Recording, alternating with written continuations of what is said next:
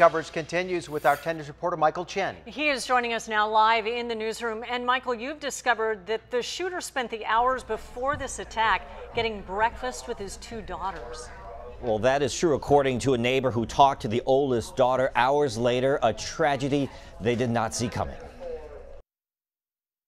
I just felt sick. I was shocked. A former neighbor stunned, just like Celis' family. The image of a man seen apparently reloading a gun during the shooting spree is one loved ones barely recognized. They knew him as Pete, a devoted father, outgoing and fun, but he changed when he was drinking. This is the Poway home where he raised his two daughters before he separated from his wife Michelle in 2007. I remember the girls were, she tried to have the girls be away from him if he was ever drinking. We're told Celis had several stints in rehab. Another neighbor talked to Celis' 18-year-old daughter and relayed her reaction. Horror at what her father did and wrenching loss at losing her dad. Also, this belief the breakup was not the main cause, rather a history of depression and substance abuse. In his daughter's words, when her father was drinking, he couldn't handle life. Yet the morning of the shooting, no apparent sign of trouble. We're told Celis had breakfast with both his teenage daughters who noticed nothing unusual. In their words, we had no idea he was so depressed. The family has seen the extremes. Neighbors recalled two occasions about a decade ago